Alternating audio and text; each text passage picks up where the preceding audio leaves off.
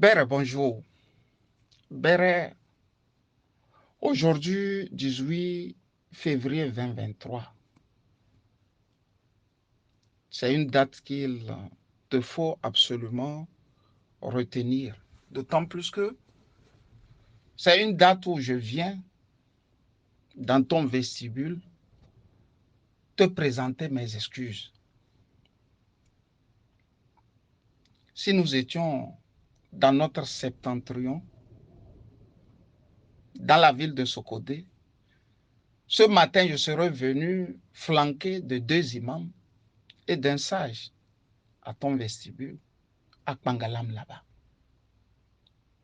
pour te présenter mes excuses, comme on le fait chez nous. D'autant plus que j'ai trahi ta confiance. J'aurais pu le faire entre toi et moi, ces excuses. Mais la portée ne serait pas la même. D'autant plus que c'est publiquement. Tu t'es senti trahi. Alors moi aussi, je dois te présenter mes excuses publiquement. C'est ce que j'essaie de faire par ce message. Béré, il est vrai que tu m'as fait confiance en me livrant une de tes opinions, une de tes idées, ce que tu veux faire. Et il est vrai aussi que moi, je l'ai transféré au nommé Cisco Amega. Béré, devant les Togolais, je te présente mes excuses. Au nom de mon papa défunt, je te présente aussi mes excuses. Parce qu'il ne m'a pas éduqué à trahir les gens. Et pourtant, j'avais tous les indices et tous les faisceaux qui pouvaient me faire comprendre que le nommé Cisco Amega n'était pas la bonne personne pour moi. Depuis que je suis dans les médias, je peux te dire que c'est le plus grand choc que j'ai eu.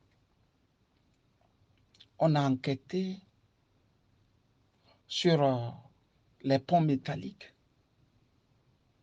J'ai écrit dans le temps à l'ambassadeur Félix Sagbo pour lui dire de nous donner sa part de version. On a enquêté sur Bertin Agba par le passé. J'avais écrit à Agbeome Kodjo pour lui demander de nous dire aussi sa part de version. D'autant plus que quand nous enquêtons, nous faisons à la fin ce qu'on appelle les croisements. Quand un nom revient, nous allons vers lui et nous l'interrogeons. Avant d'écrire, on n'a jamais fait quelque chose, ou je n'ai jamais fait quelque chose pour nuire. Il est vrai aussi que ton parti ressemblait à ce que Ali Bongo disait par le passé. Quand un fruit mûr est bien mûr, on ne s'empresse plus d'aller le cueillir, on le laisse tomber. Et ce n'est pas un secret, Béré, que moi, Kamusali, je t'avais déjà dit, de quitter le navire avant qu'il ne chavire. Je ne vais pas revenir abondamment sur toutes ces choses. Béré, c'est le risque du métier pour quelqu'un qui croit fermement en Bob Marley qui disait on peut te chercher 999 points. La millième fois on t'aura. Je ne devrais pas absolument tomber dans le piège du nommé Cisco Amega. Je ne le connais pas. Et je pense que tu veux bien croire que je ne le connais pas. Je ne l'ai jamais vu. À l'heure où je te fais cet élément d'excuse. Et je prie ne pas le connaître. C'est-à-dire, je prie actuellement ne pas le connaître. La nature m'en a débarrassé. Et je prie rester toute ma vie sans le croiser. Béré, j'avais des faisceaux d'indices qui me parlaient. Je n'ai pas écouté. D'autant plus que l'éducation que moi j'ai eue différait de l'éducation qu'il a eue, lui. J'en veux pour preuve, le premier jour, il m'a appelé, sans me connaître, après les salutations d'usage, et quelques minutes après, c'était la page de Claudine Maltais, je crois.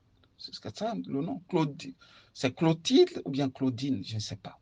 Maltais qui était à la première page. La fille en question serait sa nièce. Elle est de l'ANC. Et que la fille en question n'avait jamais eu le bac. Et que c'est lui, Cisco, qui lui aurait acheté le bac.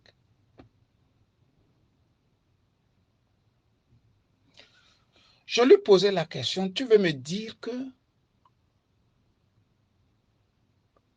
la nommée Mathé Claudine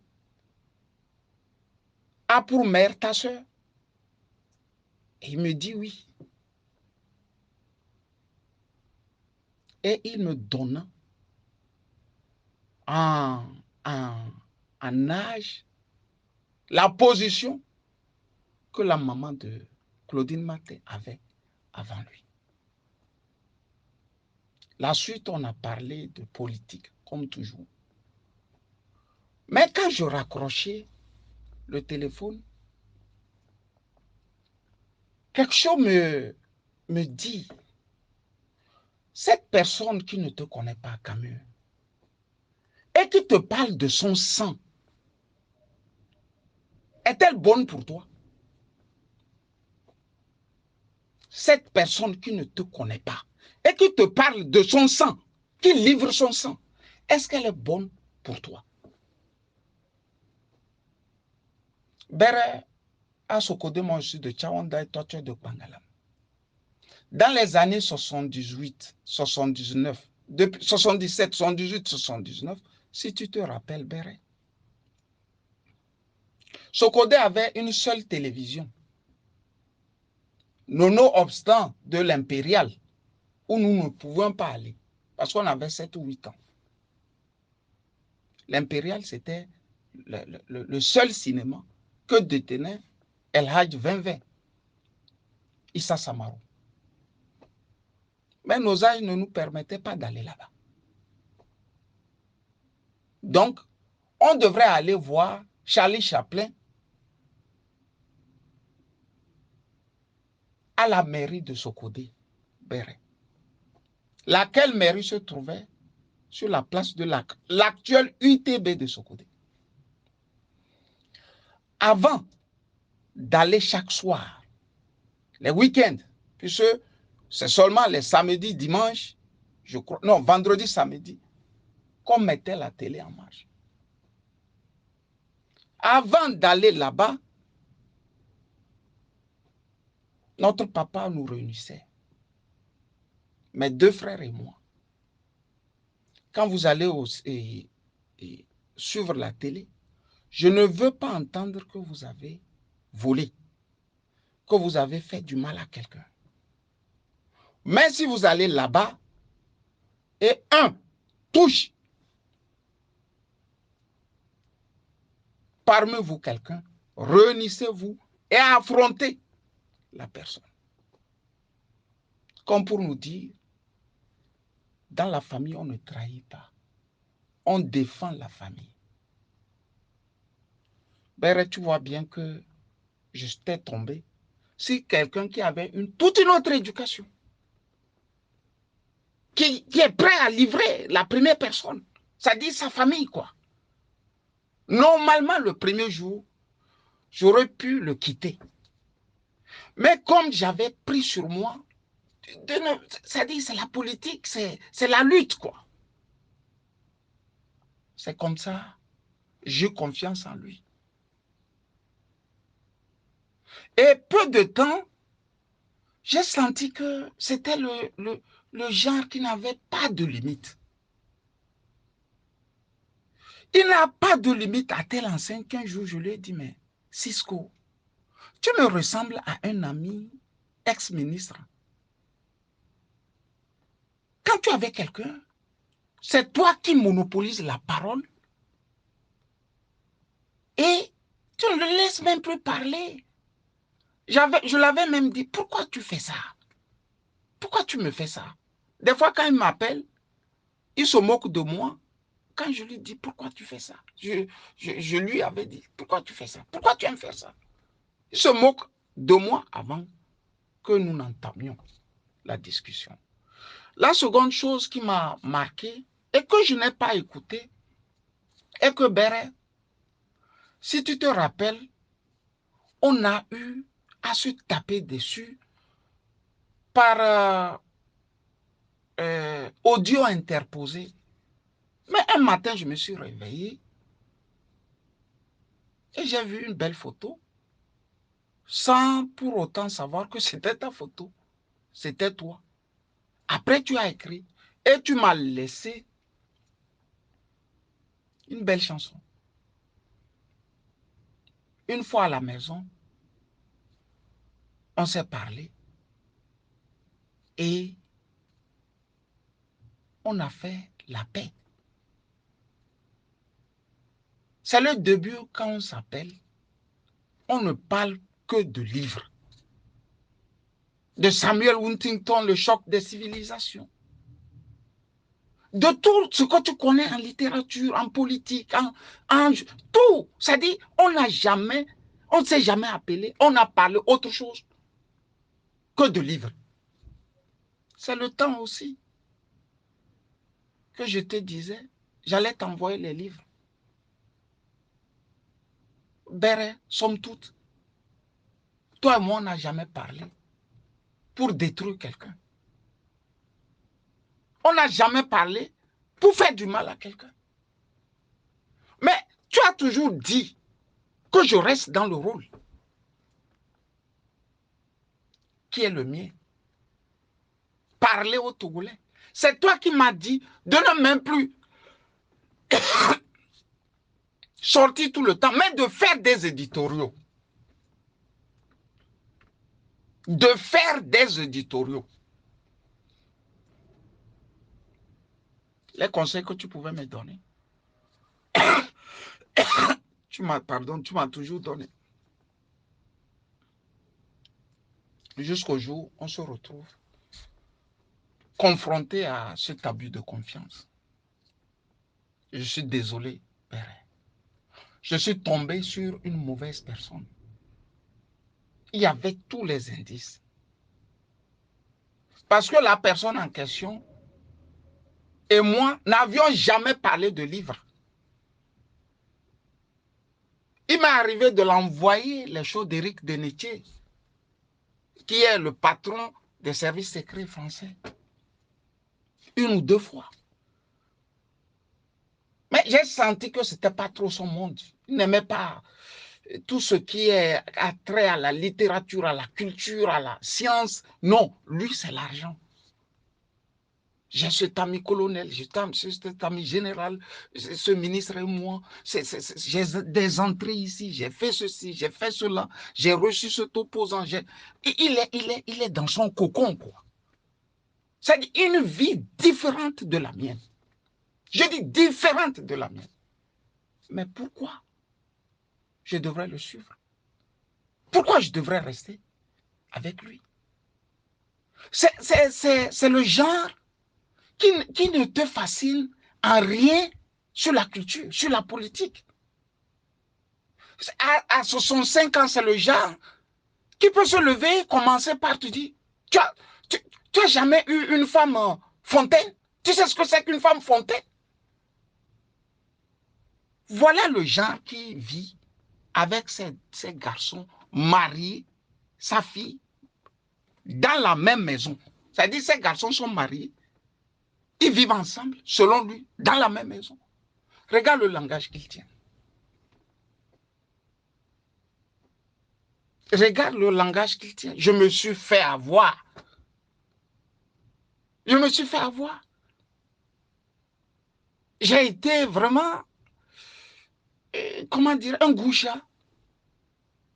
Ce n'est pas le genre que je devrais laisser va m'approcher. Il est dans le monde c'est-à-dire, là où il faut tordre le cou pour avoir les moyens de s'en aller. Alors que moi, je ne connais pas ce monde. Tu vois? Il finit par faire comprendre que c'est comme ça, j'approche les politiques pour leur prendre des trucs. Mais pour prendre les choses pour qui? Je les prends pour le peuple togolais. Mais sans, et comment dirais-je, les ressources humaines, comment tu es journaliste? Sans le bouche à oreille, comment on est journaliste? Alors il faudrait inventer le journalisme autrement. Il faudrait inventer le journalisme autrement. Ben, je suis tombé sur une fausse personne à un mauvais moment de ma vie. Et je peux te dire ceci. Alors même qu'il m'appelait, moi je ne savais pas qu'il appelait certains aussi pour leur dire de se méfier de moi. C'est hier que j'ai su tout ça. Mais moi, je n'ai jamais appelé quelqu'un pour même dire que je connais Cisco. Je n'ai jamais fait ça. Il a même appelé des politiques qui me l'ont dit hier. C'est plein comme ça. Méfiez-vous de lui. Tu vois? Si je prends l'information pour dire aux Togolais, attention, d'autant plus que l'information que je dis, je donne aux Togolais, je ne la vends pas. Je ne vends pas mon information. Je le fais pour que les Togolais se réveillent. J'ai compris à quel point cette lutte pouvait attirer la haine. Je dis la haine, la haine. C'est-à-dire les gens ne t'en veulent plus pour ce que tu fais, mais pour ce que tu es. Béré, j'avais voulu te dire ce qui me traversait dans le cœur et j'avais voulu encore te présenter publiquement devant les Togolais mes excuses. Ça s'appelle un abus de confiance. Si ça restait entre nous trois, tu m'aurais corrigé comme on corrige le petit frère en pays thème. Mais l'ordure est allée plus loin. Je dis plus loin. En cachant les traces. C'est-à-dire il tue sans tenir l'arme. C'est là il est plus difficile et il est plus compliqué. On n'a pas les mêmes éducations, mais on est obligé d'être dans la même case Togo. Lui, on l'a appris à sécher le linge sale. Moi, non. On l'a éduqué comme ça. Il t'écrase, il sèche, ça se sèche, et c'est pas ça, il continue. Là où il arrive, et puis bon, il a séché, quelqu'un sèche et puis continue. Alors que moi, on m'a appris à défendre les valeurs. Bonne journée de samedi à toi. Bye bye.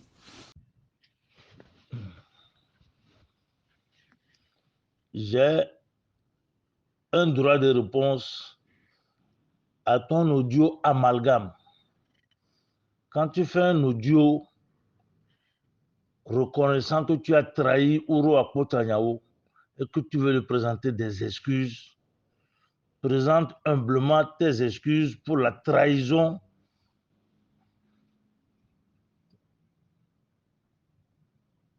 dont il est victime de ta part. Tu fais des amalgames avec des mensonges éhontés. J'ai payé le bac de ma nièce à combien?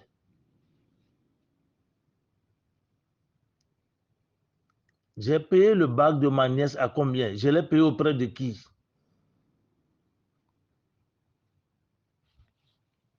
Tu peux le démontrer dans quelle structure ou bien auprès de qui on vend, on achète les bacs là au Burkina Faso?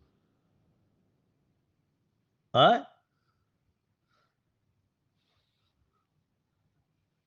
Tu es découvert et tu veux te venger. Et tu n'as même pas les moyens de ta vengeance.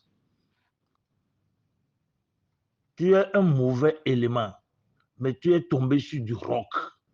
Cisco, c'est du roc pour toi. Tu comprends? Je suis du roc pour toi. Ce que tu racontes là, que ministre, général, colonel, personne ne peut te croire au Burkina ici. Quelqu'un que tu prétends dans le même audio que tu ne connais pas. Et tu veux inventer des choses pour le présenter. Comment peux-tu présenter quelqu'un que tu ne connais pas?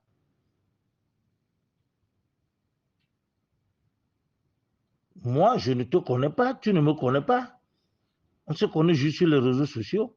Ça ne suffit pas pour que tu me transmettes des audios de celui que tu appelles Béré. Moi, je ne comprends pas Kotokoli. Béré, je ne sais pas ce que ça veut dire. Mais je sais que tu parles de Ouro Akpo-Tchaniawo. Vous avez grandi ensemble. Il est dans un parti politique et toi, tu as la mission d'anéantir ce parti politique et son président, Jean-Pierre Fabre. Les audios qu'il te transmet, régulièrement, tu me les transmets sans me connaître. Et tout ce que tu connais, tu as fini de le leur transmettre. La raison, la preuve est que tu le transmets même à quelqu'un que tu dis que tu ne connais pas. Et Ouro Akpo-Tchaniawo, là, c'est ton frère comme ça, c'est ton ami comme ça. Ce qu'il te confie en secret, tu le donnes à quelqu'un que tu ne connais pas. Ça va chez toi? Moi, je ne l'ai pas partagé à quelqu'un. Je l'ai retourné à Ouro Akpo-Tchaniawo pour lui dire qu'il file du mauvais coton. Le 15 janvier, que je le lui ai retourné, parce que tu étais allé loin le jour-là, publiquement, sur un cœur pour le Togo, tu as promis à tout le monde que tu vas m'anéantir. Je t'ai répondu que, ok, allons-y, il faut m'anéantir, mais moi, je vais t'atomiser. Rappelle-toi bien, tous ceux qui sont sur un cœur pour le Togo, ils le savent. Ils peuvent bien se souvenir. C'était notre dernier clash. Un clash inutile que tu as organisé, que parce que je n'ai pas le droit de donner mon point de vue relatif à l'interview que tu as fait à Aimé Tchabouré Gogé. Pourquoi? L'interview, tu ne me l'as pas envoyé en e-boss. C'est sur la place publique, sur les réseaux sociaux. Les gens font leurs commentaires, j'ai fait mon commentaire. N'ai-je pas le droit en tant que Togolais de commenter une activité politique togolaise? Ça suffit pour que tu me dises publiquement, moi ton aîné de loin, que tu vas m'anéantir. C'est Jean-Pierre Fabre et l'ANC que tu as programmé à anéantir. Moi, si ce que tu ne peux pas m'anéantir. Tout ce que tu racontes de moi, tu ne peux pas en apporter la preuve. Même Claudine là, elle va écouter tes audios. Elle sait que son bac n'a pas été acheté. Elle a fait l'école chez moi, de la rentrée jusqu'à la fin de l'année. Dans de bonnes conditions, elle a passé son bac, elle a réussi. Tu veux cogner les têtes. Tu n'es qu'un vulgaire menteur. Moi, je fais un audio politique. Tu commentes par rapport aux commentaires. Je t'appelle en inbox et puis je commence par te parler de ma nièce. Qui peut croire à ce scénario-là? Parce que ma nièce m'avait parlé de toi ou bien comment? Je fais un audio le 22 juillet où je propose une solution à la crise sociopolitique du Togo. Tu réagis. Je rebondis à t'appeler en inbox pour qu'on en discute. et brusquement, moi, je te parle de ma nièce. Ça, c'est quel scénario? Ton audio, là, de ce samedi matin, tu l'as réécouté avant de le publier? Tu n'es qu'un vulgaire menteur. Tu es découvert. Tu es maintenant nu et tu n'as plus de sommeil. Ça fait combien de dieux tu fais depuis hier à ce sujet? Tu te ridiculises. C'est ceux qui ne me connaissent pas qui peuvent tenter de te croire. Tu vas jusqu'à faire des trucs vraiment enfantins. Que toi et moi, on n'a qu'à s'habiller, on va voir qui est beaucoup plus habillé, qui est plus beau. Tu es trop ridicule. Moi, je ne suis pas dans cette bassesse. J'ai fini avec l'habillement. Tu comprends?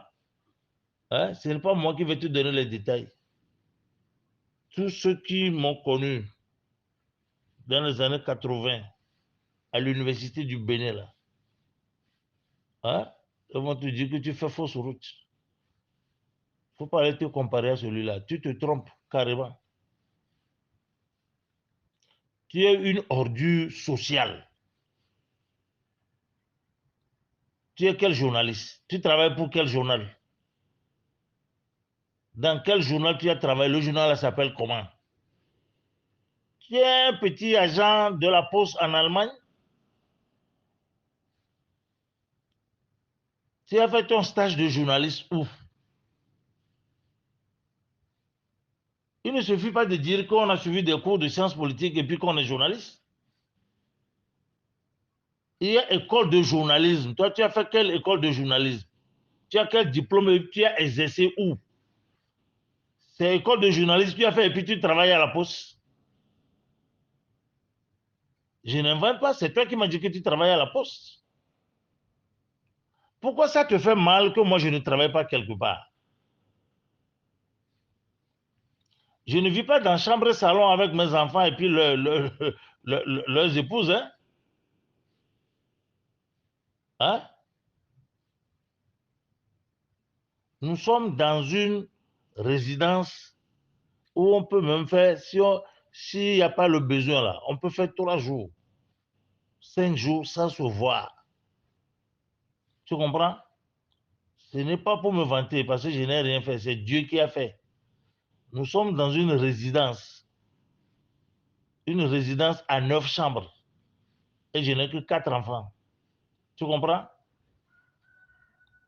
Il faut t'occuper de ce qui te regarde. Tu inventes des choses. Si tu veux présenter des excuses à Béré ou à Ouro Tchangao, présente-lui des excuses. Tu es un traître. Et tu dis bien que tu ne me connais pas. Tu transmets des audios qu'on t'a confiés en secret à quelqu'un que tu ne connais pas. Des audios politiques. Que celui qui prétend que vous avez grandi ensemble, que vous allez regarder le Charlie Chaplin à la mairie ensemble. Alors, on n'a pas besoin de ces détails. Il faut que tu racontes ta vie. Parce que tu n'as rien de concret à dire. C'est la honte qui va te tuer. On continue. Il faut m'anéantir et je vais t'atomiser. Je vais te rendre en particules, je t'ai promis. Tu as promis m'anéantir, non? J'attends l'anéantissement. Tu n'es qu'un petit morveux. Je ne te dis même pas salut.